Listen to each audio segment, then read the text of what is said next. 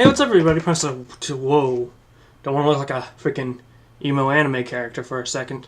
Hey, what's up, everybody? Primus122 here, bringing you another Primus Prime Time. Yo, Primus, didn't we already do this? Yeah. I really don't have any excuse why it's like two Primus Prime Times back to back, but whatever. This is not the Q&A one. The Q&A will be next Primus Prime Time. I want to give a little more time for those I want to give a little more time for those questions to come in. For those of you who don't know, I'm currently gathering questions for a Q&A for 300 subscribers. So if you'd like to leave a question, go on ahead, please. Okay. But yeah, so a lot of new comics came out today, and this should be going up later in the evening if I can get it done in time. Let's get into the non-spoilery stuff I want to talk about first, and that's just one thing, and that's the there are some IDW comics on the set of Transformers 5, and that's pretty interesting. Maybe they'll take some cues from that book and learn how to write a good story. But yeah, I'm hoping some more IDW elements trickle into The Last Night to make a good story. And I talked about how I want good writing on the movies. But speaking of IDW comics, let's just get right into today's comics. Kinda. Little asterisk mark. And there'll be a reason why later on. So, spoilers for everything. I'm going to be talking about them in this order. More Than Meets the Eye number 55. Transformers number 55. Titans Return. The Revolution Prelude. ROM number 1. Micronauts number 4. And Action Man number 2. So let's get into this, starting with More Than Meets the Eye number 55. Let's get right. So the first thing I want to talk about is how a spoiler warning, by the way. If you haven't read these, then go away. Okay? Cool? Alright. So Ravage is dead. That was a very painful set of panels, like Soundwave, when he just sensed that Ravage was dead, and almost cried. Next we had the reveal for Tarn, who was really Glitch this whole time. Okay. Why? We're gonna get any little explanation on that? Probably. But, yeah, I honestly never cared about who Tarn really was. I never actually thought that was much of a plot point. Maybe I should have opened my eyes more. But, yeah, everyone thought it was Roller, but then we see Roller walk in, all, alive. So, yeah. Megatron almost went full Decepticon. He had the symbol, aka Tarn's face. He pointed the cannon at everyone, but then he saw Terminus, and he was like, oh, my father. And, yeah. Just so we know, I kind of want Decepticon Megatron. Kinda. Part of me thinks that when Ravage said don't change back when he was touching Megatron's symbol, I think that was him seeing the Decepticon symbol and not wanting him to change back into an Autobot. Probably is the other way around, though, let's be honest. But I want to believe that. I like Decepticon Megatron. Not that I hate Autobot Megatron. Autobot Megatron's fine. It's a good use of the character. Good development that's been made there. Yeah. And then we get the center of the Necro World, which is just a place to mold Cybertron. And, that's where Cybertron was made. And before you people start going, isn't Primus Cybertron? There have been some changes.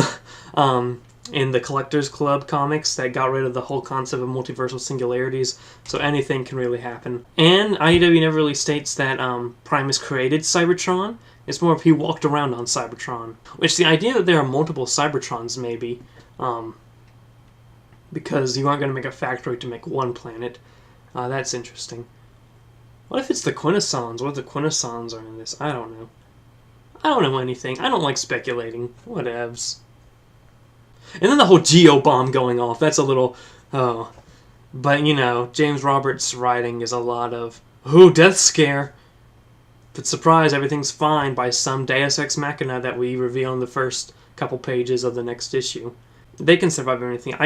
When it gets to the point where a super powerful nuke goes off and I don't fear for any of the characters, I think you got a problem there. Next, we're moving on to Transformers number 55. Up first, a moment of silence for Ravage. Alright, now moving on. Transformers number 55. A moment of silence for Galvatron. So yeah, Galvatron gets killed brutally by Optimus. Optimus, he's like, I surrender, Prime, and Optimus is all like, I know, and then shoots him through the chest and rips off his head. Like, he's turning into Michael Bay Prime, like, ooh. we also have Metro Titan on Earth, and that the conquest of Earth is complete. Earth's a colony world, and now, and that sort of leads directly into Transformers Titans Return, #1, number only, in which we learn that Sentinel Prime is not only alive, but he's been a headmaster this whole time, which is interesting because there's only 2 types of headmasters in IDW: the Scorponok created headmasters that are humans in like these early comics right here, and the headmasters that come from Nexus Prime and Onyx Prime's forces, which is interesting because those 2 are usually viewed as degenerates in functionist culture, I guess, because of the beast modes and the combining. So seeing how Sentinel Prime is like such a strong purist in the Transformers race, and now we're finding out that he's a headmaster. So, whoops. It also means Sentinel Prime never really died. But yeah, we get Autobot City. Metro Titan becomes Autobot City, and now we have that, and now Sentinel Prime's just blowing up stuff there after blowing stuff up on Cybertron. So, I'm interested to see where this is going. I can't wait for him to meet his Kohai Prowl. Okay. Moving on to the Revolution Prelude, the only thing I think is worth noting is Blitzwing. They captured Blitzwing after All Hail Optimus, and Blitzwing is the voice that was from the page, and it looks like Miles Mayhem is going to use Blitzwing to create the mask vehicles. You know, all the vehicles with random flippity-floppity things. Flippity-floppity things. I like it. But yeah, Blitzwing reverse-engineered mask vehicles. That's going to be interesting. I'm really looking forward to the Revolution. They're making this universe very cohesive and very well done. I'm surprised, especially like with the ones coming out. The comics coming out today really show how everything is flowing together, especially ROM #1 and a little bit in Action Man #2, but whatever.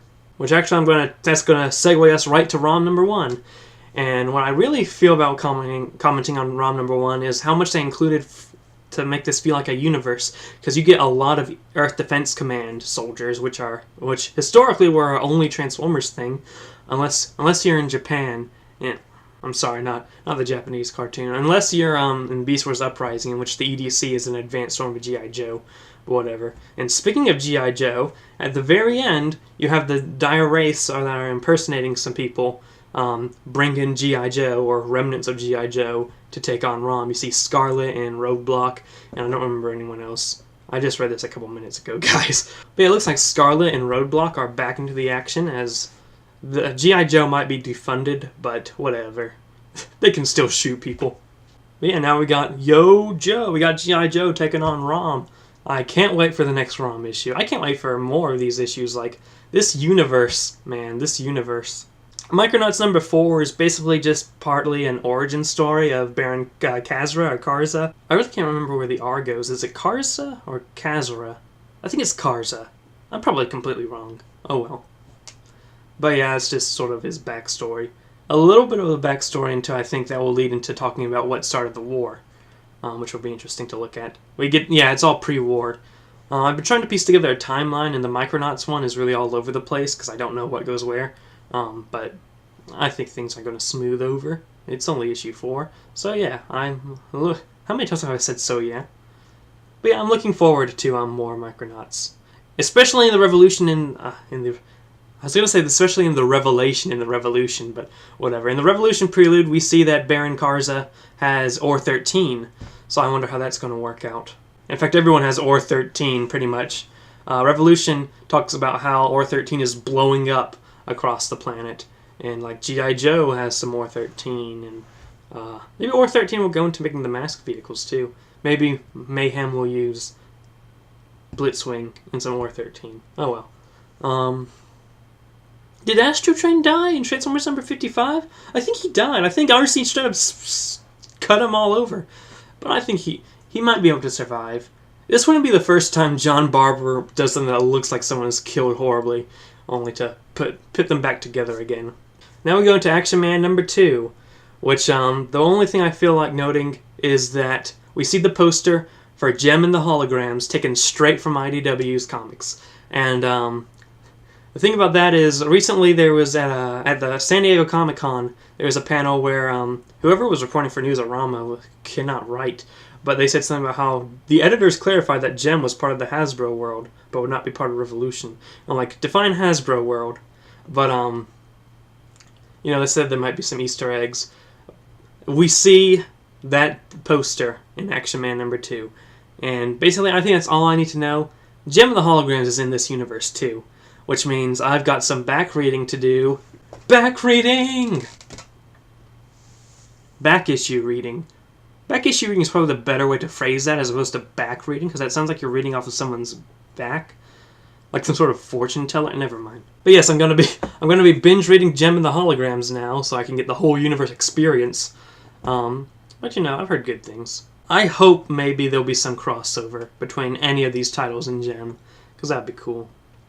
Also, the ninja that was selling to that robot German dude, do you think he was Storm Shadow? I think he was Storm Shadow. And the only reason I say this is because I don't know any Action Man villains in the first place, so I can't tell if it's an actual character or not. But, yeah. Storm Shadow is supposed to be dead, by the way, although we don't really see a body. He just sort of pulls a grenade and holds it close, and then we just hear an explosion in the background from another character's perspective. But, yeah. So I'm hoping it's Storm Shadow, so they can bring him back into the fold. But, yeah. So that's why there was the asterisk, because I did not read the JEM issue that came out today, because I need to catch up on JEM. And next time there's a comic release, JEM will be reported on. I will give my comments on it, because I like to have the whole universe experience, Even if it is a pop band. Truly outrageous. I think that's going to cover it for today. So yeah, leave questions for the Q&A. I'm still collecting those. I don't know when I'm going to stop and actually start making it. I don't think I can make anything on Thursday. So I'll probably start working on the video on Friday. And at the latest release it on Saturday. That sound good? I think that sounds good. Which means there's likely going to be a third Primus Prime time in a row. So, whoops. But we'll get to Transformers lore eventually. After that's going to be Transformers lore IDW Part 2, Chaos Theory. Ooh. I know a lot of you have been asking for that, so I'll be working on that. Anyway, that finishes up here. Thank you so much for watching, and subscribe if you want to. Follow me on social media for updates, and have a good day, ladies and gentlemen.